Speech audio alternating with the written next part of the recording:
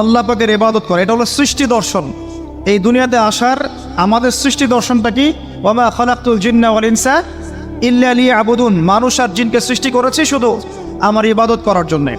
এখন অনেকে প্রশ্ন করতে পারে, তাহলে কি দুনিয়াবি কাজগুলো আমরা করব না? উত্তর হচ্ছে না, দুনিয়াবি কাজ আপনি করবেন, এবং দুনিয়াবি প্রতিটা কাজই আপনার ইবাদত বলে কাউন্ট হবে, গণ্য হবে, যদি আমি এই কাজগুলো একটা পদ্ধতি মেনে করি, সেটা হলো নবী সাল্লাল্লাহু আলাইহি ওয়াসাল্লামের সুন্নত মেনে করি, ব্যাস, দ্যাটস অল। রাত হয়েছে, ঘুমাবেন, ঘুমটা যদি নবীর সুন্নাহ মতো হয়, আপনি প্রত্যেক সেকেন্ডে নেকি পাবেন ইনশাআল্লাহ। ইস্তেঞ্জা করবেন, ইস্তেঞ্জাটা যদি নবীর সুন্নাহ মতো হয়, নেকি পাবেন ইনশাআল্লাহ। যদি আপনি খাবার খান, খাবার খাওয়াটাও যদি নবীর সুন্নাহ মতো হয়, নেকি পাবেন। এমনকি স্ত্রী সহবাসও যদি আপনি করেন নবীর সুন্নাহ মেনে, তো তারপরেও নেকি পাবেন ইনশাআল্লাহ। আর কি চাই বলেন?